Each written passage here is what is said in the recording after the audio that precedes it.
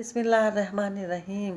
सुन सको तो सुनो मैं खुश आमदीद नॉवेल लेकर आए हैं बेली राजपूता की मलिका किस्त नंबर 30 के साथ आपकी खिदमत में हाजिर हैं। अगर आपने अभी तक हमारा चैनल सब्सक्राइब नहीं किया तो हमारे चैनल को सब्सक्राइब करें और बेल आइकन को प्रेस करना मत भूलिएगा ताकि आने वाली तमाम इख्तियात आपको बर वक्त मिलती रहें। शुक्रिया। आज शायद किस्मत इसका साथ दे रही थी। वो जैसे ही घोड़े पर सवार गांव से निकलने लगा, जॉन कार्लस अपने घोड़े पर सवार सामने कच्ची सड़क से आता दिखाई दिया। बदर को लगा आज सारी गुत्थी सुलझ जाएगी। आह, डीसी बहादुर। इसने घोड़ा रोक लिया और मुस्कुरा कर इसका इस्तकबाल किया। यकीन कीजिए महाराज, मैं अभी आपसे मुलाकात के लिए ही जा रहा था। कहो मलक, कोई ख़ास काम था? जॉन कार्लस ने भी गर्मजोशी दिखाई।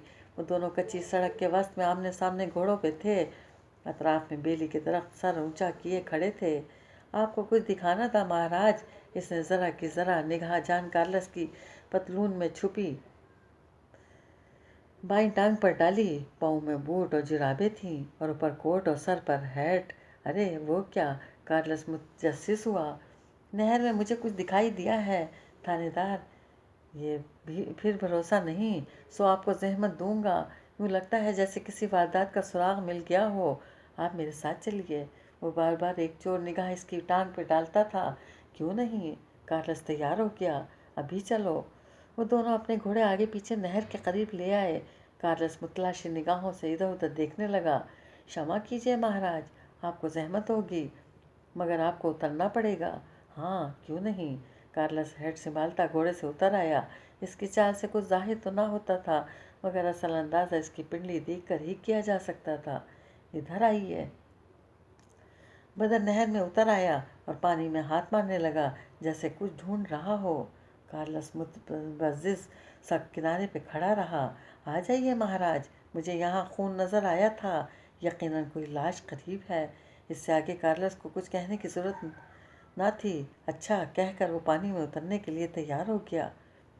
बदर पानी में हाथ रोक कर इसे देखने लगा। इसे मालूम था कि जॉन कार्लस जैसा फरंगी बहादुर पतलून ऊपर चढ़ाकर ही पानी में उतरेगा और यही इसे देखना था। कार्लस झुका और पतलून ऊपर मोड़ने लगा।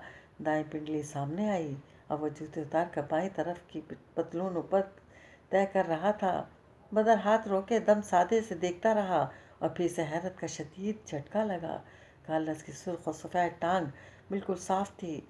हल्के से सुनहरी बालों के रुएं के अलावा किसी किस्म का कोई निशान ना था। इसका दिमाग भग से उड़ गया।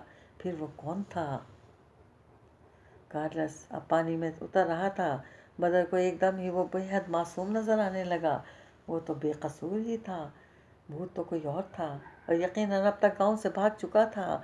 अब वो माया को क्या बताएगा? इसने तो भूत पकड़ने का दावा कर दिया था। शदीद शर्मिंदगी, ज़िक और मायूसी ने इसे एकदम आन घेरा और फिर वो वहीं खड़ा था जहाँ पहले दिन था। कोई सुराग, कोई सिरा, कोई निशान इसके हाथ में ना था। बहुत मुश्किल से कार्लस से जान छुड़ाकर वो राजपूतों की हवेली आया था। हवेली खामोश और वीरान पड़ी थी। इसके मकीन अंधी दुश्मनियों और साजिशों की नज़र हो चुके थे। इस लम्हे इसे आलीशान हवेली के सामने खड़े जिसे ठाकुर रघुनाथ पे बेहद तरस आया था। कितनी ही देर वो बड़े पाठ के साथ खड़ा रहा। ये दहलीज जिसने कभी पार ना की थी, फिर आज कैसे करता? और तब इसे बालकनी में वो सोगवार बैठी सुनहरी बालों वाली लड़की नजर आई। वो बालकनी में कुर्सी डाले गोद में उनके गोले लिए सिलाइयों पे कुछ बुन रही थी। एक बार की निगाह उठाकर नीचे देखा तो चेहरा खुशी से खिल उठा। जोर जोर से वो किसी को आवाज़ देने लगी और फिर मुस्कुरा कर बदर को देखा। वो जवाब पर मुस्कुरा भी ना सका। इसे अजीब सी खफत हो रही थी। वो माया को क्या जवाब देगा? रूपवती भागती हुई आई और फाटक खोला। मेम साहब आपको ऊपर बुलाती हैं। और इससे इनकार ना हो सका। वो किसी मामूल की तरह चलता हुआ रूपा के पीछे अंदर आया। हवेली वीरान हो गई थी। फिजा सोगवार और दर और दीवार मातम गुना थे। कभी यह महाराजा बलदेव सिंह का महल होती थी, अब बस एक हवेली रह गई थी। मगर महाराजा की अजमत और शान और शौकत आज भी इसके मीनारों के कंगरों से टपक रही थी। वो सीढ़ियाँ अबूर करके माया के कमरे तक आया तो रूपा वापस पलट गई। वो धीरे धीरे चलता कमरा अबूर करके बालकनी तक आया। सलाइयाँ अभी तक माया के हाथ में थीं। वो इसके सवाल के लिए उठ खड़ी हुई तो ऊन का गोला ज़मीन पर गिर गया। आओ बैठो। वो यकीनन इसके आने से खुश थी। बदरबा मुश्किल मुस्कुरा पाया, फिर वहीं मुंडेर से टेक लगा कर खड़ा हो गया। कैसे हो? वो वापस कुर्सी पर बैठ गई। ऊन का गोला झुक कर ज़मीन से उठाकर गोद में रखा। सलाइयाँ भी छोड़ दी थी। ठीक हूँ। इसने सर झुका लिया। वो इसे क्या जवाब देगा? तुमने भूत का सुराग लगा लिया? उस बेसब्री से पूछने लगी। मैंने पीछा तो किया, मगर। वो सर झटक कर मुंडेर के इस पार देखने लगा। दूर खेतों के ऊपर सूरज की सुर्ख सी गेंद नीले आसमान पे वासे थी। चिड़ियों के गोल उड़ कर अपने आशियानों को वापस पलट रहे थे। वो उड़ती चिड़ियों को देखे गया। मगर क्या? तुमने किसका पीछा किया? शेखर का? हाँ, मगर मैं जान कार्लस से भी मिला। वो अब भी दूर होती चिड़ियों को देख रहा तो था। तो क्या वो भूत कार्लस है? वो बेसब्री से खड़ी हुई तो उनका गोला ज़मीन पर लुढ़कता चला गया। धागा खुलता गया। माया ने झुंझला कर इसे पकड़ना चाहा, मगर गोला दूर जा रहा था। ठहरो। वो गोले के पीछे गई, जो बालकनी के कोने पर जाकर रुका था, और झुक कर इसे उठाया।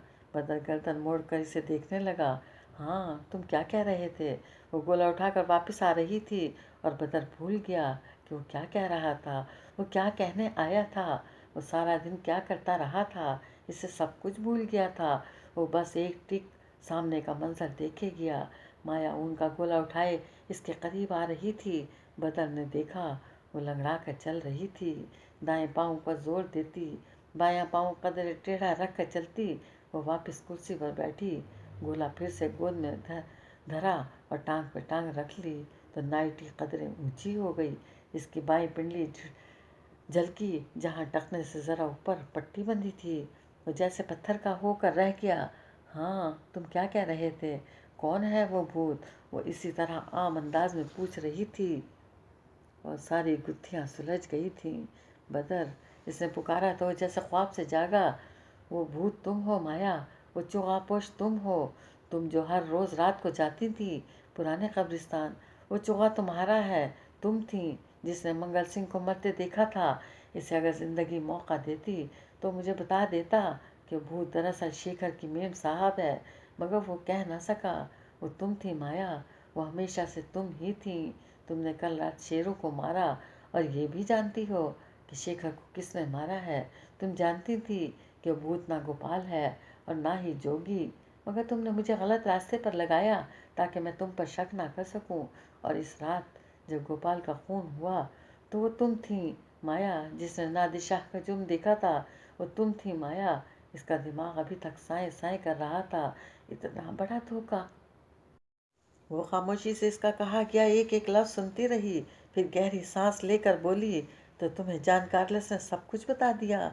तो कार्लस सब जानता था, मगर वही सोचकर हैरान नहीं हुआ। अब कोई चीज़ इसे मज़ीद हैरान नहीं कर सकती थी। जान कार्लस तुम्हारा क्या लगता है?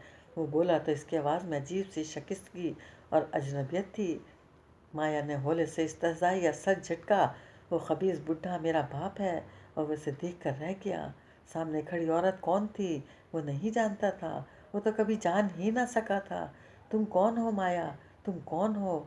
वो इसी तरह सामने खेतों को देख रही थी। नारंगी बादलों के सामने से इक्का दुक्का परिंदे उड़ रहे थे।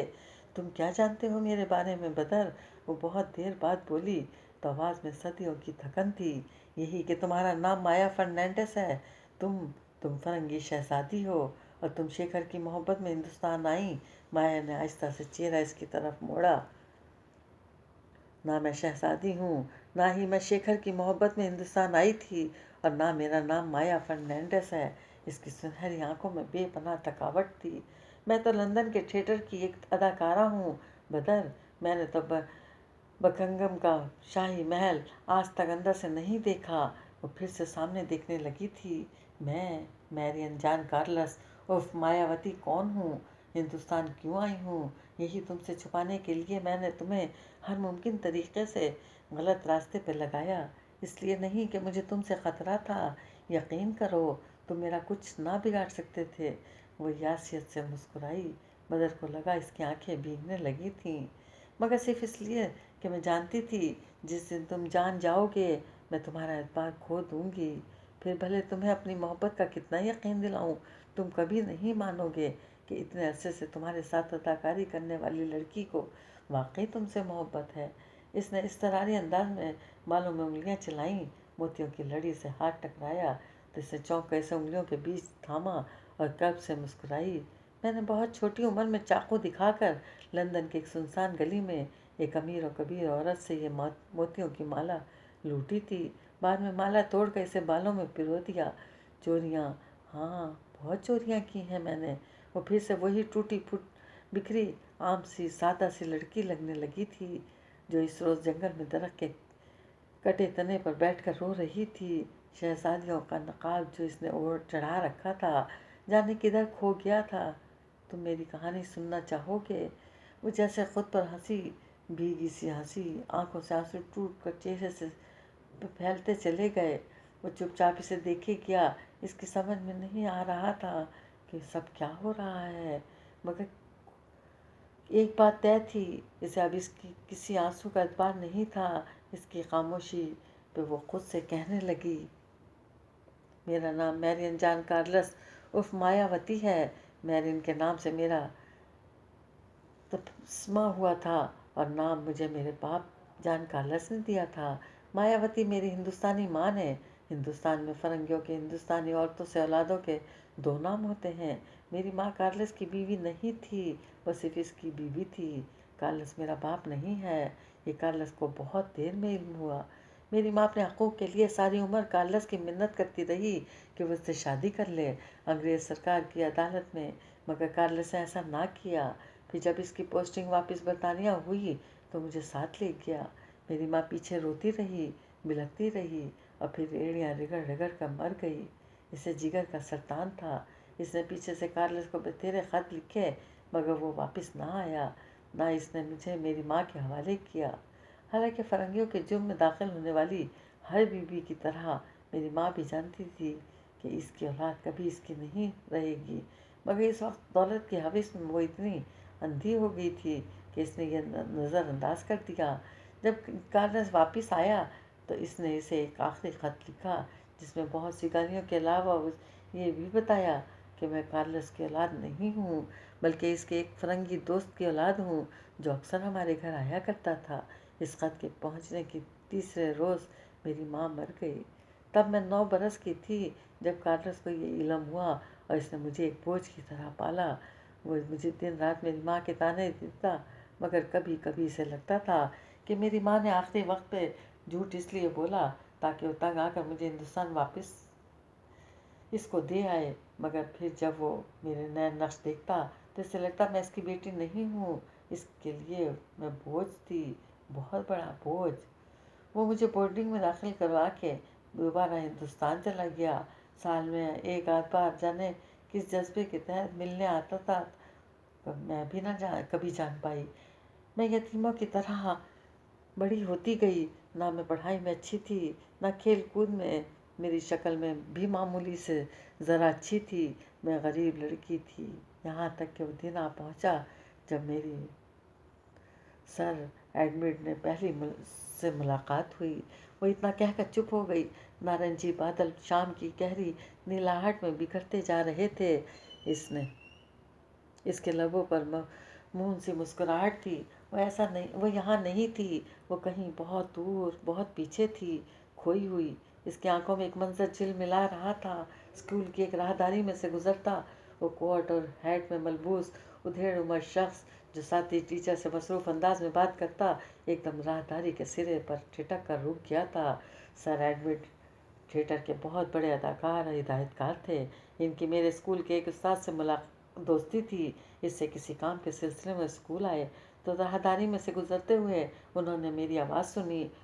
मैं दूसरी तरफ सीढ़ियों पर बैठी अपने खरगोश से बातें कर रही थी। कभी बिल्ली की आवाज़ निकालती, कभी शेर की, कभी हाथी तो कभी तोते की, कभी मम्मी बनकर डांटती, कभी डैडी बनकर बहलाती, तो कभी सठियाई हुई बूढ़ी लैंड लेडी बनकर किराया मांगती।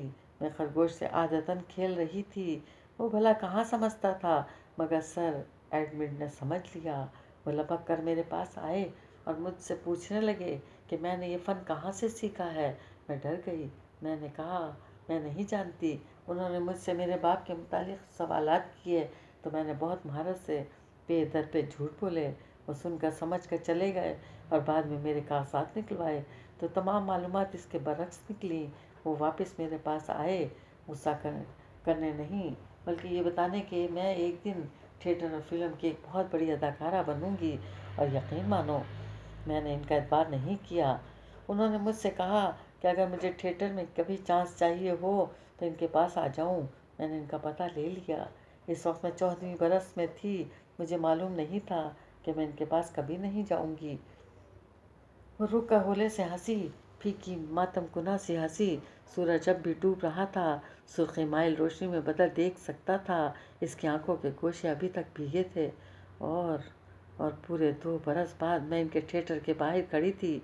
मुझे स्कूल से खारिज कर दिया गया था। मेरे पास खाने को फूटी कोड़ी ना थी। तब मैंने पहली दफ़ा चोरी की और ये मोती चुराए। फिर भी कुछ हाथ ना आया तो मैंने सर एडमिट के थिएटर चली गई। वहाँ किसी ने मुझे दाखिल ना होने दिया।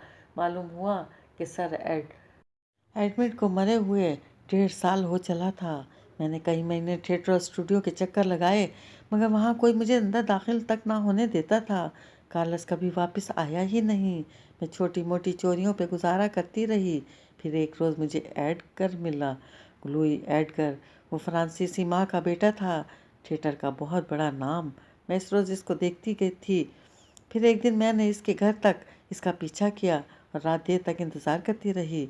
फिर जब चौकीदार इधर उधर हुआ तो मैं दीवार फांद कर अंदर चली गई और सोते हुए लुई की गर्दन पे चाकू रख कर इसे उठाया। वो बहुत बड़ा अदाकार था, बिल्कुल ना घबराया, पुरस्कून सा मुझे देखने लगा। इसने मुझसे पूछा मुझे क्या चाहिए। मैंने कहा वो मुझे अपने साथ ड्रामे में रोल दिलवाए। लुई ने हामी भरी और एक रुपया मुझे दिया। इसे लेकर कल स्टूडियो आ जाऊं। मैं खुशी खुशी चली गई और अगले रोज़ स्टूडियो आ गई। मगर रुके के बावजूद जब 2 दिन तक किसी ने मुझे दाखिल ना होने दिया तो मुझे एहसास हुआ कि लुई ने मुझे महज बहलावा देकर जान छुड़ाई थी। अगली रात मैं फिर इसके घर चली गई। इस दफ़ा मैंने इसे ना जगाया और ना ही इसकी बल्कि इसकी एक कीमती हीरे की घड़ी जो मैंने पहले भी इसके घर देखी थी उठा ली और इसकी जगह वही रुका रख दिया।